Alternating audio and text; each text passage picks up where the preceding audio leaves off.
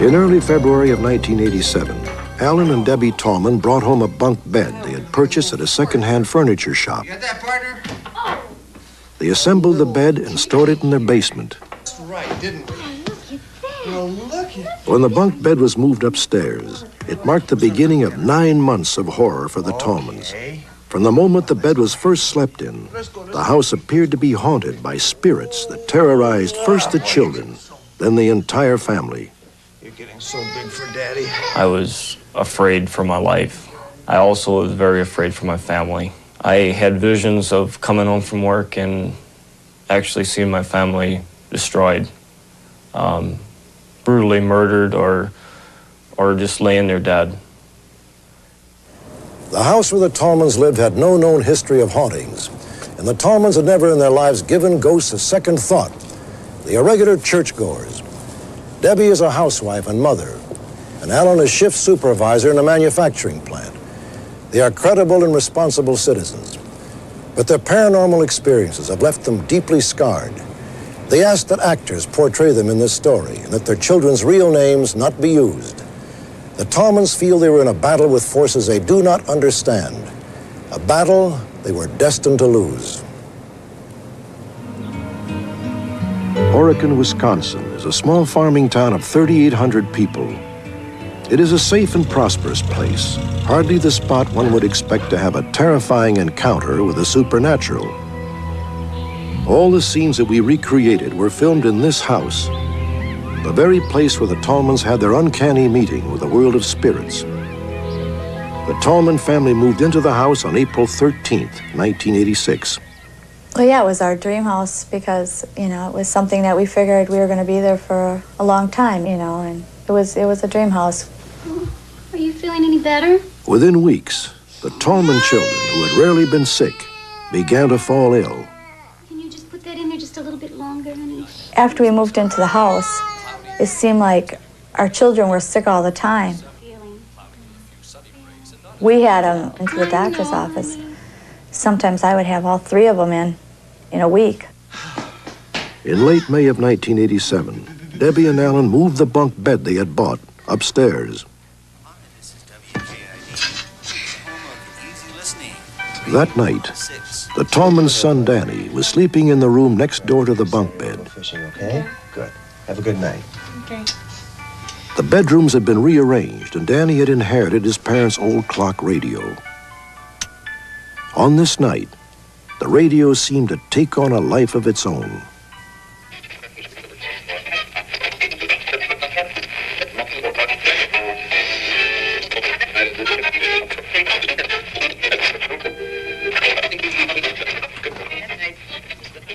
My son, he came running out in the living room, and he says, "But Mom and Dad," he says, "I seen it, the dial moved."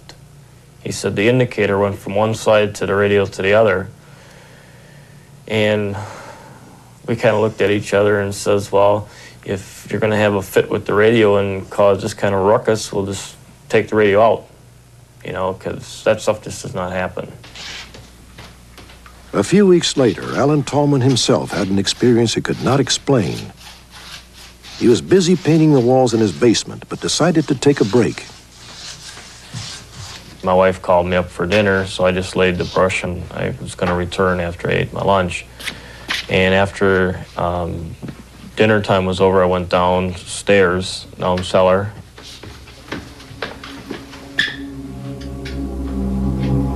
And the brush was in the paint pail with the bristles sticking upright in the paint pail. I figured there was something strange why this happened, why the brush got into the paint pail, but I wouldn't accept that my house was haunted. Go with ice. The Tallman's 2-year-old daughter was sleeping in the bunk bed. She began to see things in her room. At one time, my daughter had talked about a witch behind her door and the fire. A lot of it was fire, and we had never mentioned it to our son at all. And then probably about a month later, he had said, "Mom, I saw an old lady standing by my door." And he said that she glowed like fire. At this point, I began to think that our house was probably haunted. Sit down. Let's talk all this out here. The Tallmans were desperate. They turned to their family pastor. He felt the presence of evil in the house and thought they might be the victims of the devil. I'd known them about a year and a half when they called me to come and visit with them about what was going on in the house. Is this normal? I mean, I believe that my initial analysis of the entity being in the spiritual realm, the occult realm, the demonic, if you will, was accurate. And I still believe it's accurate. The Tallmans claim they never had a moment's peace. Doors banged open and shut. Strange voices called to them. Mom? The visions persisted. The children were terrorized. Mom! I don't want The week before Christmas, Danny once again saw something that horrified him. It's okay. Nobody's here. You're okay. Do something. I've done everything that I can. Alan had reached his breaking point. He totally lost control and challenged the entity. I was like a wild man running around in my house, and I couldn't get no control over it. Come out of there! Show yourself to me! I started yelling on the top of my voice. I said, "What's ever in our house, would you please leave my children alone? And if you want to fight, fight with me."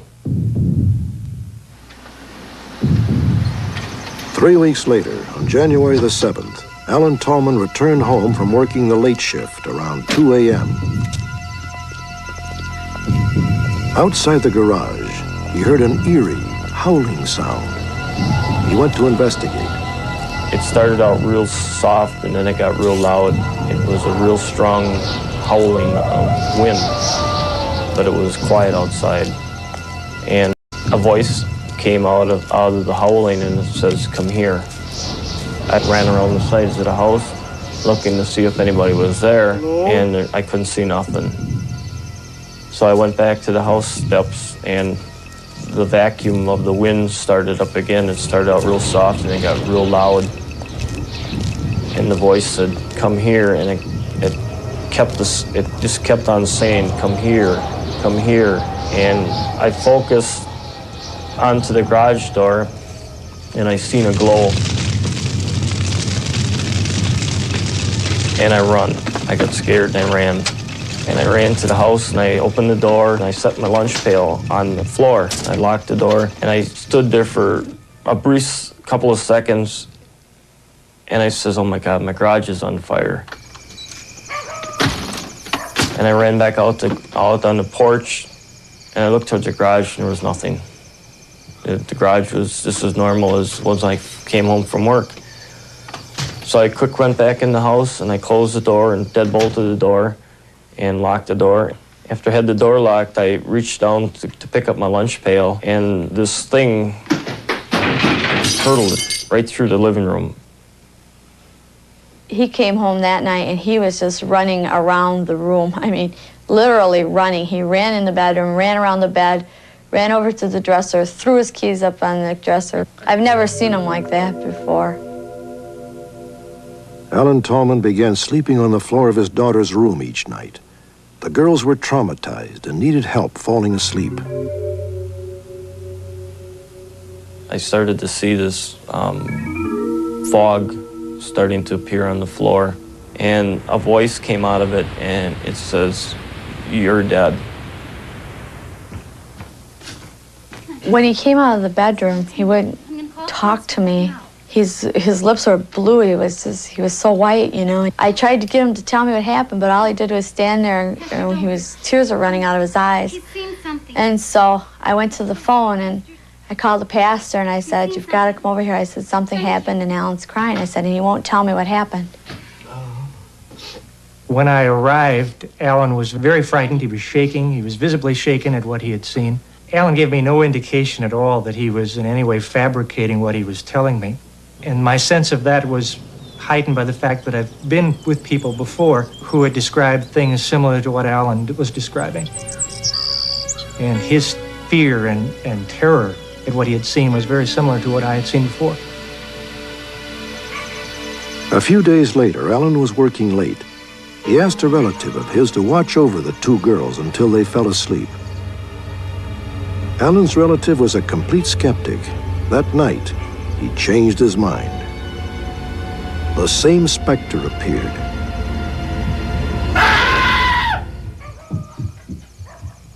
What is it? The relative came out of the bedroom, and I said, "What happened?" And he was scared. I said, "Where's the baby?" He goes, "Back in the bedroom." I said, "Get her." I said, "We are leaving this house." I said, "I am never coming back to this house." I said, "I don't care." I said, "I have had it. I can't handle this no more." We're going! That night, Debbie fled from the house she had thought would be her dream home. Hurry up! Run!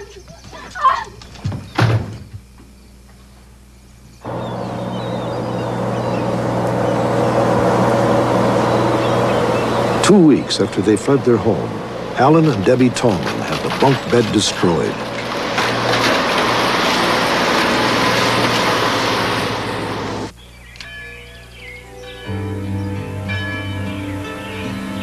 After we left the house, everybody asked us, "Can this follow you?"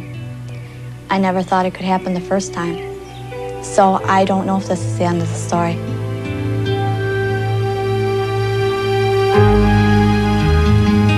The Tallmans have moved to another city now, and so far they've experienced no paranormal phenomena. A new family moved into the Tallmans' house last April, and they've had no problems.